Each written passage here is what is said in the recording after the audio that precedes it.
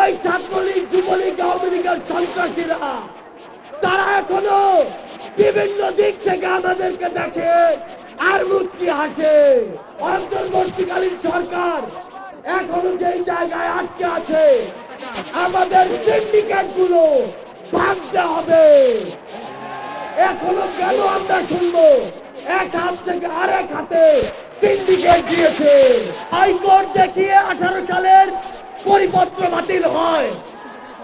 June 6 এই শহীদ মিনার থেকেই যৌক্তিক কোটা সরকার আন্দোলন শুরু হয়। আগস্ট 3 এই শহীদ মিনার থেকেই শত শত ভাইয়ের রক্তের উপরে, লাশের উপরে দাঁড়িয়ে এক দফা ঘোষণা হয়। আগস্ট 5 এই আগস্ট 5 বাংলাদেশের ছাত্র জনতার ঐক্যবদ্ধ লড়াইয়ে খুনি হাসিনা দেশ থেকে পালিয়ে যায়। ওই জুন 5 থেকে আগস্ট 5 যে লড়াই, সে লড়াই কি শেষ হয়ে গিয়েছে? আমাদের সংগ্রাম কি শেষ? আমাদের সামনে এখনো খুনিরা, খুনিদের দোসররা এখন উন্মুক্ত ভাবে চলাফেরা করে। যারা আমাদের ভাইদের হত্যা করেছে, ওই ছাত্রলীগ, যুবলীগ, আওয়ামী লীগের সন্ত্রাসীরা তারা এখনো বিভিন্ন দিক থেকে আমাদেরকে দেখে আর মুচকি হাসে। এই খুনিদের বিচার হতে হবে কিনা? আমার যারা হত যোদ্ধা রয়েছে, শহীদ পরিবার রয়েছে, তাদের এই খুনের বিচার হতে হবে কিনা? আমরা অবিলম্বে অন্তর্বর্তীকালীন সরকারকে একটি আহ্বান জানাতে চাই। আমরা যদি আমাদের এই শহীদ ভাইদের রক্তের বিচার না করতে পারি, আমরা কখনো নিজেদেরকে মাফ করতে পারবো না।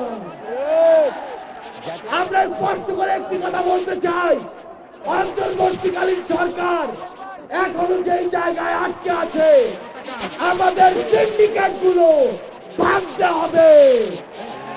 এখনো কেন আমরা শুনবো এক হাত থেকে আরেক হাতে সিন্ডিকেট দিয়েছে?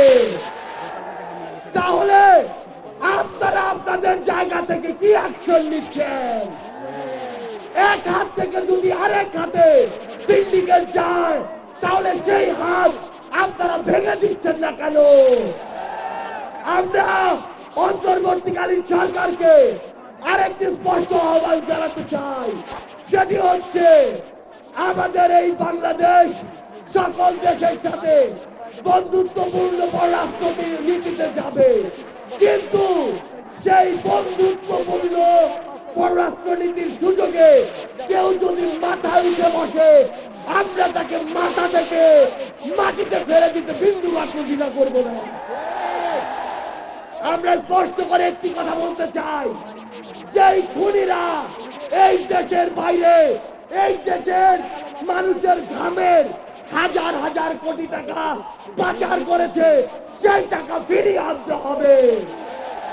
আমরা স্পষ্ট করে বলতে চাই, ওই গোপালগঞ্জে যেই খুনির দোসররা এখনো ঘাপটি মেরে আছে, তাদেরকে আইনের আওতায় বিচার করতে হবে।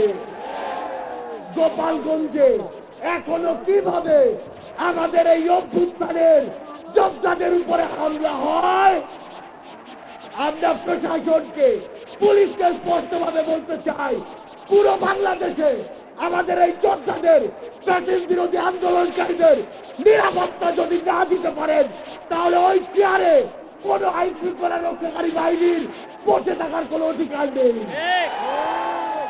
আমরা স্পষ্ট করে শুধু একটি কথাই বলতে চাই, আমরা এই অন্তর্বর্তীকালীন সরকারের কাছে আমরা এই গণহত্যার বিচার চাই। আমরা সিন্ডিকেট থেকে আমাদের মানুষের মুক্তি চাই। আমরা পাচারকৃত অর্থ ফেরত চাই। আমরা দ্রব্যমূল্য নিয়ন্ত্রণ করে মানুষের স্বস্তি চাই। আমরা আহত যোদ্ধাদের সুচিকিৎসা চাই।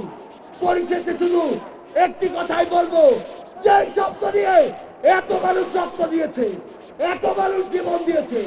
যে কেউ সেই সচিবালয়ে বসে হোক, পুলিশে বসে হোক, অন্য কোথাও বসে হোক, যদি সেই শক্তির সাথে, স্পিরিটের সাথে বিন্দু মাত্র বিশ্বাসঘাতকতা করার চেষ্টা করে, তাকে সমূলে উৎপাদিত করতে হবে। আমাদের আবারও দেখা হবে সংগ্রামের লড়াইয়ে অথবা রাজপথের বিজয়ে। ইনকিলাব জিন্দাবাদ।